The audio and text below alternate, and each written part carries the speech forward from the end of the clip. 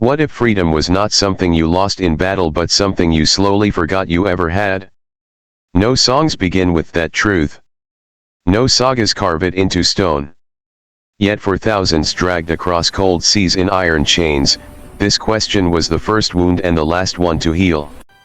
When we speak of Vikings, we speak of raiders and kings, of longships slicing through fog, of gods who drank with warriors and promised glory beyond death. But there was another life moving in the shadows of those legends, a life that left no runestones behind. A life measured not in victories, but in survival. This is the reality of life as a Viking slave, the untold story buried beneath glory. Imagine waking before dawn, not because the sun calls you, but because pain does. Your wrists remember the rope even after it is gone. Your name once spoken by a mother, once shouted by friends, is no longer yours to answer to. You are property now, counted like livestock, traded like iron, valued not for who you are but for how long your body can endure. The Vikings called you thrall. A word short enough to erase a lifetime. This was not a rare fate. It was an industry. Raids were not only about gold or land, they were about people. Villages burned not just to conquer, but to harvest human lives. Men, women, children, anyone who could walk, anyone who could work, anyone who could be broken and reshaped into labor. Some were taken from distant shores, others were born into chains, never knowing a world without orders barked in a foreign tongue. Freedom was not stolen from them, it was never introduced. The first lesson a thrall learned was silence. Not the silence of peace, but the silence of watching every word, every breath, every glance. Speak too much and you were punished. Speak too little and you were suspected. Your survival depended on reading moods faster than language, on sensing when a master's patience thinned, when hunger sharpened tempers, when winter pressed everyone closer to cruelty. Fear became a second heartbeat, steady and constant. Days blurred into labor. Fields frozen hard as stone in winter, muddy and endless in summer. Hands cracked, bled, healed, and cracked again. The work never ended, because exhaustion was not an excuse, it was expected. At night, while free men feasted and boasted of gods and glory, thralls ate what was left behind, if anything was left at all. And even then, sleep was not rest. It was a fragile ceasefire between one day of suffering and the next. Yet the cruelest part was not the hunger, or the cold, or even the beatings. It was the slow erosion of self. When no one speaks your name, it begins to fade. When every decision is made for you, choice becomes a distant memory. Hope doesn't vanish all at once, it thins, like ice in spring, until one day you step forward expecting it to hold, and it doesn't. Many thralls stopped imagining freedom not because they didn't want it, but because imagining it hurt too much. And still, they lived. Not as legends, not as heroes, but as witnesses. They saw the Viking world from below, from inside, from a place no saga dared to describe. They knew which warriors trembled when no one watched. They knew which households were built on fear rather than honor. They learned that even in a society obsessed with strength, power often hid behind cruelty. This is where our story begins, not on a longship's prow, not in the clash of shields, but in the quiet, grinding reality of bondage.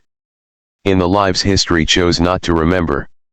Because to understand the Viking world fully, we must look not at those who conquered but at those who endured. And once you see their world, you will never hear the word Viking the same way again. What breaks first, the body, or the belief that you will ever belong to yourself again? The moment captivity began was rarely dramatic. There was no thunder, no single instant where life split cleanly in two. Instead, it unfolded in fragments. A door kicked in before sunrise. Screams tangled with smoke. Hands grabbing hair, wrists, collars. The dead were left where they fell, the living were gathered like spoils. Chains were not always iron, sometimes they were rope, sometimes just fear, but they held just as tightly. By the time the longship pushed away from shore, Most captives had already learned the first truth of slavery: resistance only made the journey longer. Below deck, darkness swallowed time. Salt water burned open wounds. The air was thick with sickness, sweat, and despair. You learned quickly not to cry out, because no one came. You learned to sit still, because movement brought blows. Days passed measured by the roll of the sea and the ache in your limbs. Somewhere above you, Vikings laughed, sang, argued about gods and weather. Down below, people prayed to gods who did not answer or who no longer recognized them. When land finally appeared again, hope surged, foolish and bright. Some believed this meant rescue. Others believed it meant death. The truth was colder. This was not an end.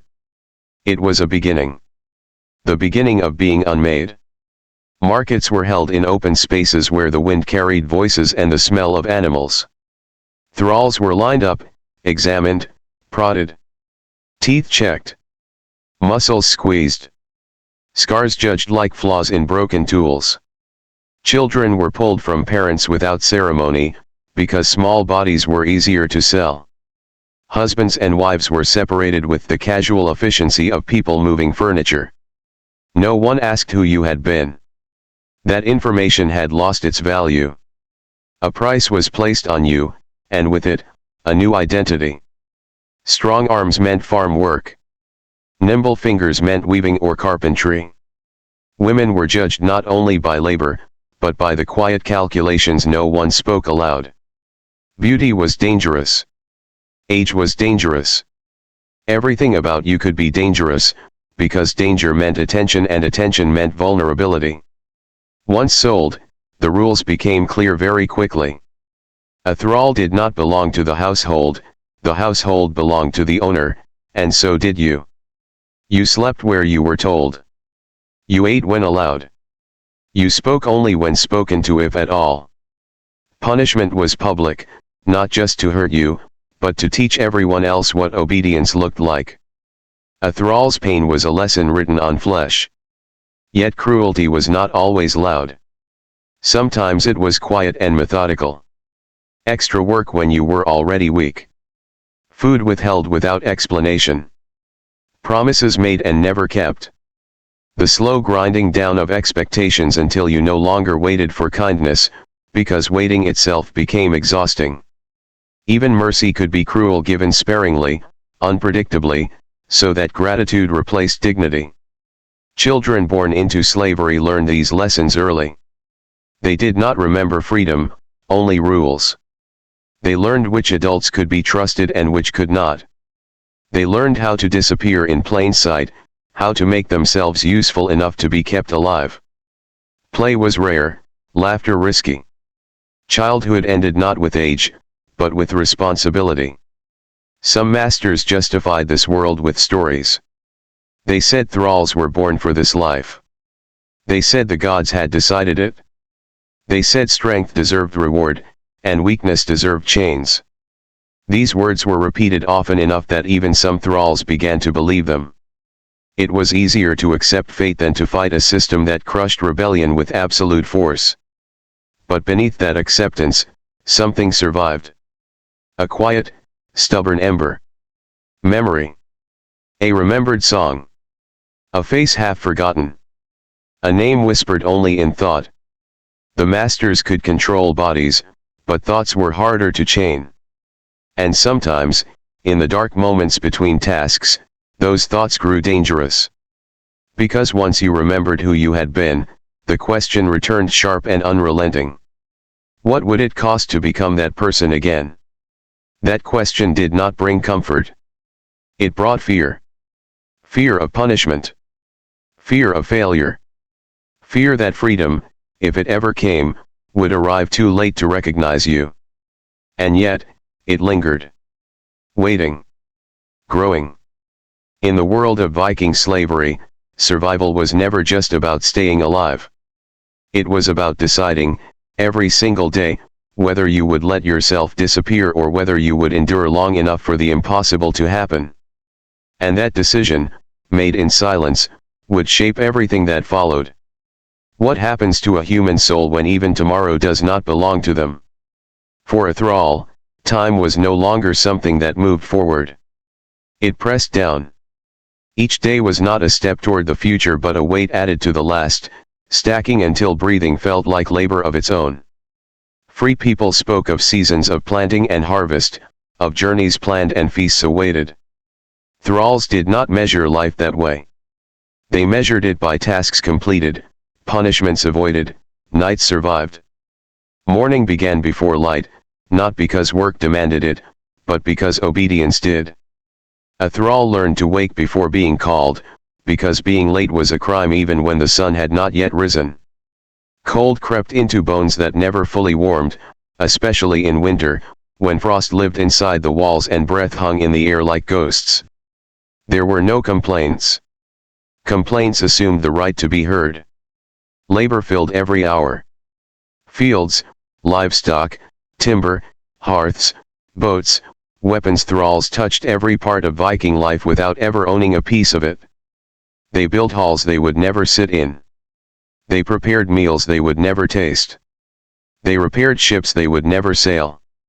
Their work powered the world that enslaved them, an invisible foundation beneath visible strength.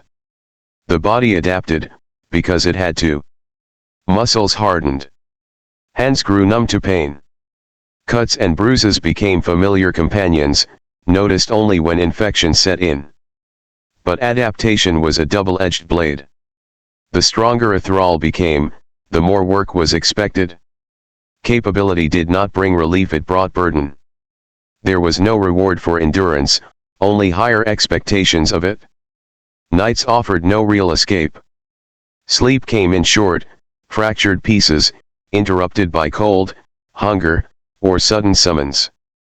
A thrall could be woken at any hour, ordered to tend a fire, calm animals, carry water, clean blood. Darkness did not mean rest, it simply meant working quietly. Dreams, when they came, were dangerous. They showed faces long lost, places long burned, lives that felt unreal upon waking. Many learned to push dreams away, because waking up inside chains after tasting freedom even in sleep was its own form of torture. Yet the most brutal theft was not physical. It was ownership of time. A thrall could not plan. Could not anticipate. Could not imagine a future with certainty. Promises were meaningless because they could be broken without consequence. Days blurred into each other until memory itself became unreliable. Had this been last winter or the one before? Had that kindness been real, or imagined? Without markers of personal choice, identity began to dissolve. Still, human beings adapt in ways even oppression cannot fully predict. Thralls formed quiet bonds. Shared glances. Wordless understandings. A piece of bread passed without being seen. A warning whispered when danger approached. These connections were fragile, but they mattered. They reminded people they were not alone, even when isolation was enforced. Even in silence, community found a way to exist. Some masters allowed thralls to marry, not out of mercy, but convenience. Two slaves bound together were easier to manage than two desperate individuals. Children meant future labor. Love, if it existed, had to be hidden behind practicality. Affection was shown in stolen moments, in protection offered quietly, in sacrifices no one else would notice. Losing a loved one sold, killed, or worked to death was a wound that never closed, because grief had no place to be expressed. Occasionally, stories circulated. A thrall who earned freedom. A master who kept promises. A life beyond servitude. These stories were whispered like forbidden prayers. Some clung to them.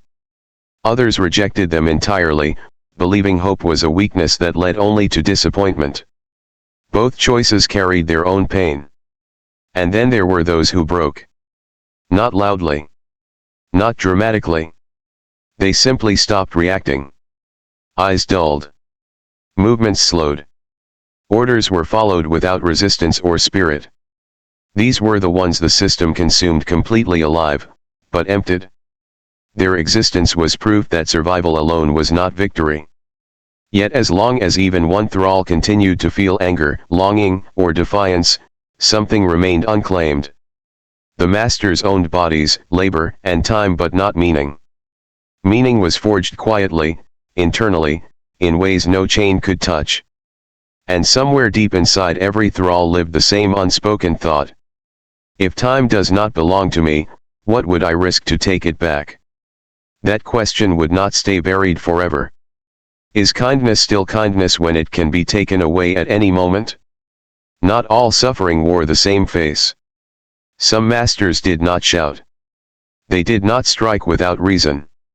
They spoke calmly, rewarded good work, even offered small comforts: a fuller bowl, a warmer place to sleep, a word of approval spoken where others could hear.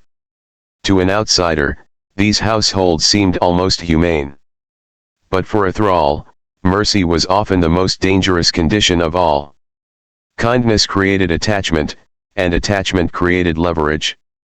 A thrall learned quickly that a gentle master was not the same as a fair one. Mercy was never a right, it was a mood. One bad harvest, one insult from a neighbor, one night of anger or drink, and the rules changed. What had once been allowed became forbidden. What had been forgiven became punishable. There was no appeal, because mercy had never been promised in the first place. This uncertainty trained thralls to become experts in pleasing others. They watched expressions closely, adjusted tone and posture, learned which tasks earned praise and which drew suspicion. Gratitude became a survival skill. So did humility. A thrall who appeared too capable risked resentment, one who appeared too slow risked punishment. Walking this narrow path required constant awareness, and even then, failure could arrive without warning.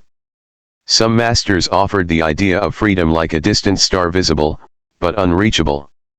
Work hard, obey, prove loyalty, and perhaps one day you might be released. This promise was powerful, because it turned hope into a tool of control.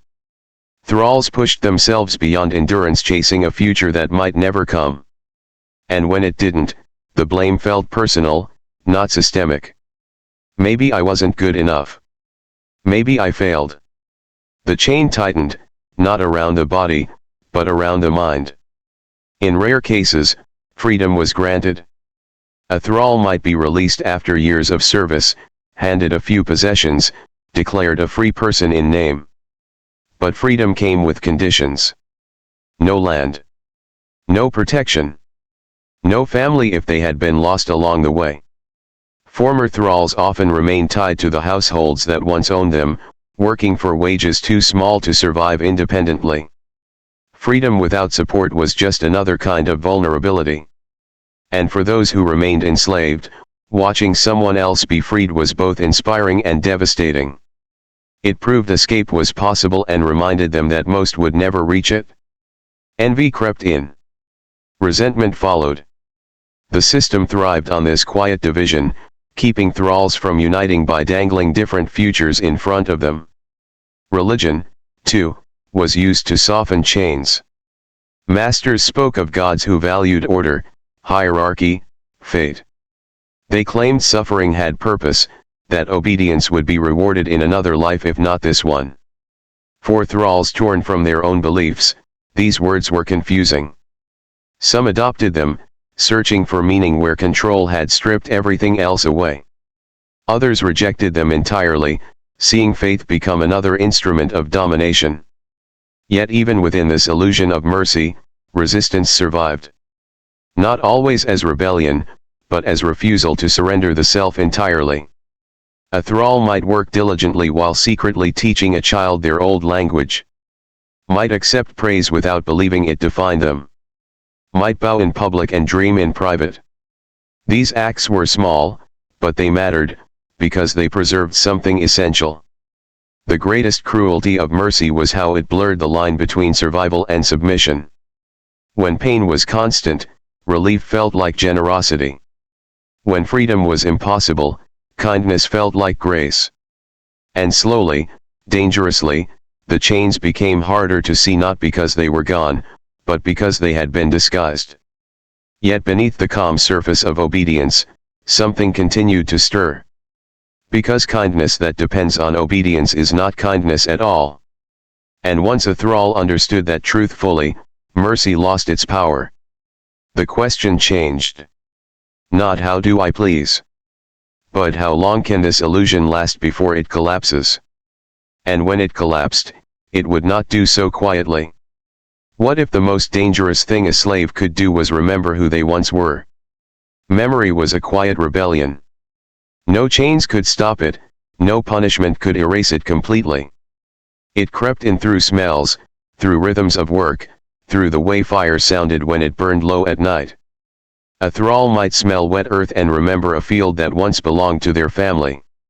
Might hear laughter from the hall and recall a time when their own laughter carried no risk. These moments arrived uninvited, and once they did, they changed everything. At first, remembering felt like comfort. It proved that another life had existed. That the present was not all there was, nor all there would ever be. But comfort soon sharpened into pain. Each memory became a comparison, and every comparison was a wound. The past mocked the present. The present erased the past. Caught between them, a thrall had to decide which one to keep alive.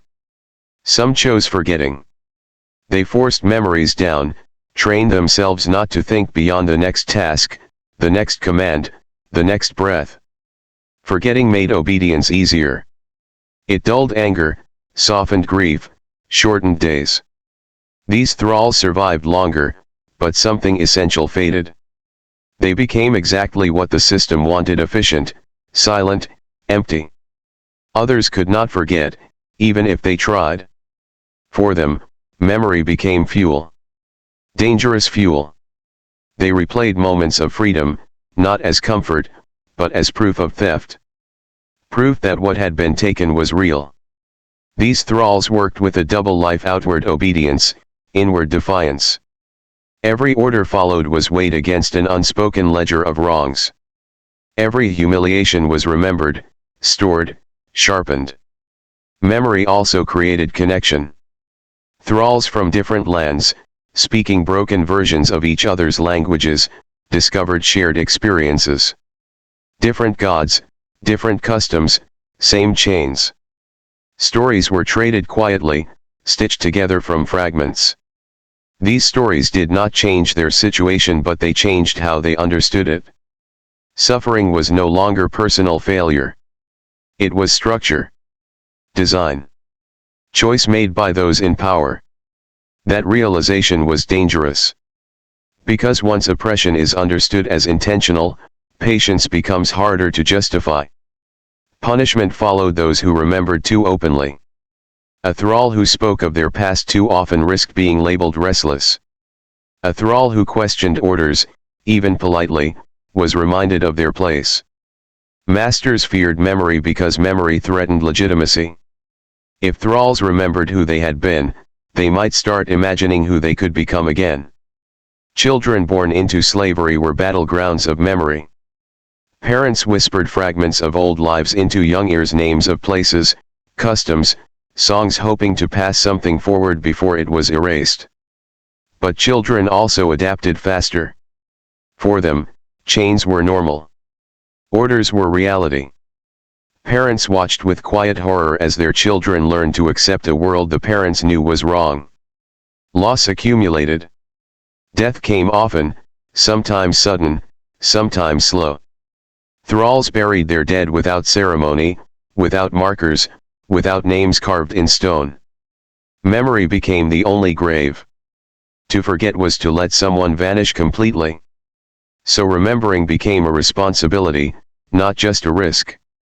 And in time, memory stopped being only about the past. It began reaching toward the future. What would freedom look like now? Would it feel familiar or terrifying? Would a former thrall know how to live without orders? Without fear guiding every step? Memory could not answer these questions, but it forced them to be asked. That was the true cost of remembering. It reopened wounds that had barely scarred.